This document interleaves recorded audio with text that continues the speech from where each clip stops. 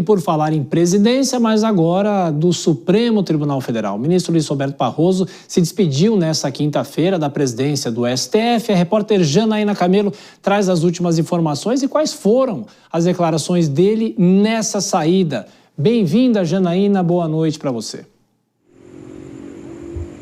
Muito boa noite para você também, Thiago. Boa noite para todo mundo. Pois é, foi a última sessão, aqui do STF, presidida pelo ministro Luiz Roberto Barroso. Ele fez um balanço ali do trabalho dele nesses últimos 2 anos, fez um discurso de despedida, que a gente pode destacar o seguinte, Thiago, ele falou em protagonismo do STF, os motivos do STF ter ali debatido temas muito polêmicos ultimamente, ali porque está sendo muito acionado. Então ele disse que ele listou algumas das razões ali por quais o STF tem sido muito acionado, como, por exemplo, partidos políticos que podem acionar o STF. Disse que o tribunal tem um acesso ainda ali muito acessível ainda, especialmente com relação a políticos que com frequência tem sim acionado o STF porque não tem conseguido legislar sobre alguns temas. O Congresso Nacional não tem conseguido legislar sobre alguns temas, segundo o ministro do STF. Ele também não citou o julgamento do golpe, os julgamentos, mas disse o seguinte, que ele destacou o papel do Supremo Tribunal Federal depois da Constituição, após a redemocratização, dizendo que o Supremo, desde então, conseguiu preservar o Estado de Direito, que nesse período não houve torturas, desaparecimentos, e falou em custo pessoal dos ministros. E a gente vai ouvir exatamente esse trechinho agora. Apesar do custo pessoal dos seus ministros e o desgaste de decidir as questões mais divisivas da sociedade brasileira, o Supremo Tribunal Federal cumpriu, e bem, eu assim penso, o seu papel de preservar o Estado de Direito e de promover os direitos fundamentais. Aqui entre nós, mulheres, negros, comunidade LGBTQIA+, pessoas com deficiência e populações indígenas tiveram acolhimento e tiveram os seus direitos protegidos.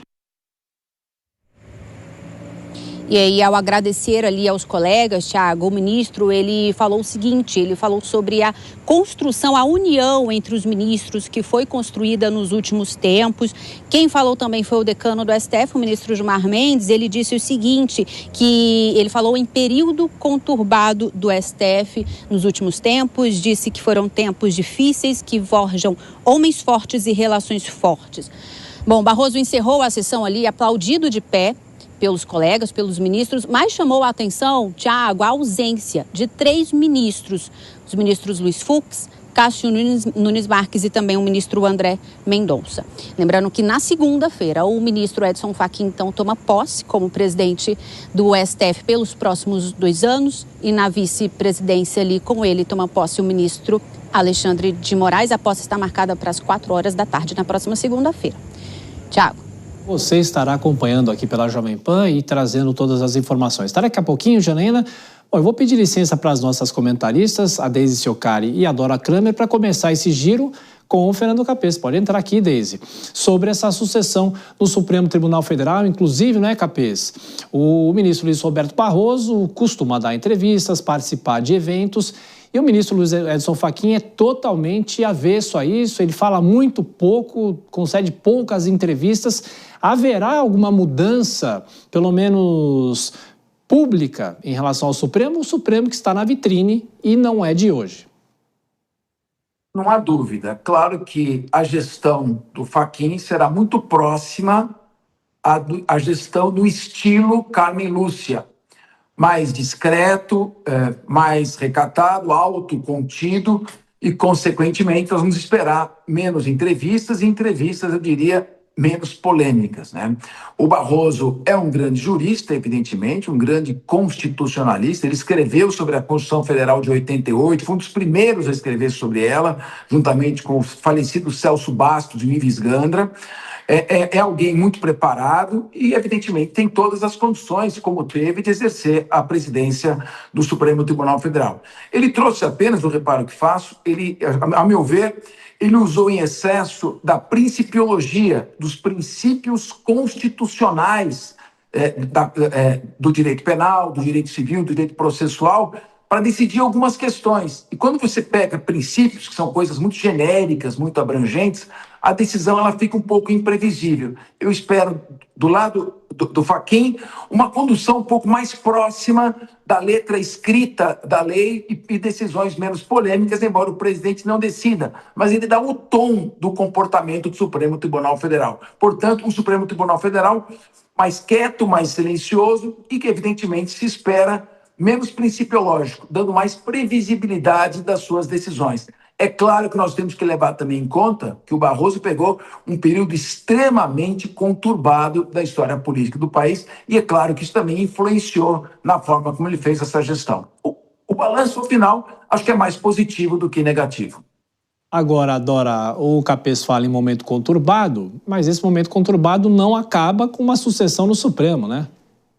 Não, claro que não acaba. Eu acho que o ministro Barroso falou bem quando ressaltou o papel do resguardo da Constituição, mas achei um escorregão ele dizer, notar que neste período não houve torturas, não houve desaparecimentos, como isso fosse atribuindo isso ao papel do Supremo. Jesus, torturas, desaparecimentos pertencem à década de 60, 70, início dos 80, na ditadura militar. Então, achei absolutamente descabida a referência. E uma ditadura que terminou por uma ação coletiva da sociedade brasileira e não por uma ação do Supremo Tribunal Federal.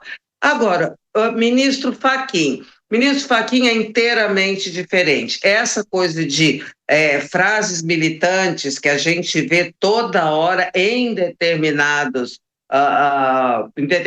ministros, um dele, o ministro Barroso, não se ouvirá da boca do ministro Fachin. Ele também não será visto em cantorias de coquetéis e jantares, e para lá e para cá, em Brasília, em festas que misturam alhos com bugalhos, e que lá nas antigas não era ambiente frequentado pelo... Não que esses ambientes tenham alguma coisa de... Mas é que não combinam com a tarefa, a função do Supremo Tribunal Federal.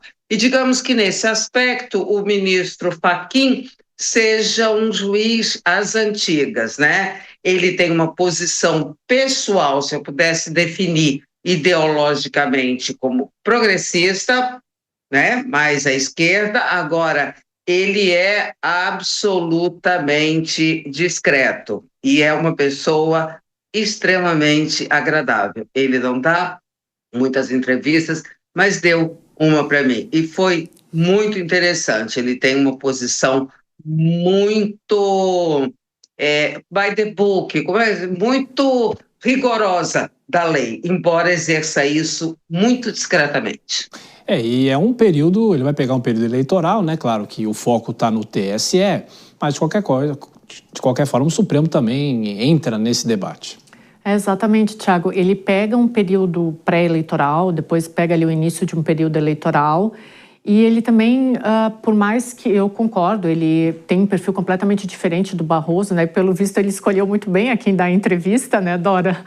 Mas eu fico me perguntando até onde ele vai conseguir, talvez a palavra nem seja suportar, mas até onde ele vai sem ceder essas pressões midiáticas, porque além desse período pré-eleitoral, ele também pega um período de intensa polarização política, né? A gente ainda tem esses resquícios do julgamento do STF, então a minha pergunta é se ele vai conseguir realmente seguir com esse perfil mais centrado, mais discreto, o que eu confesso que já estou até com saudade desse tipo de ministro.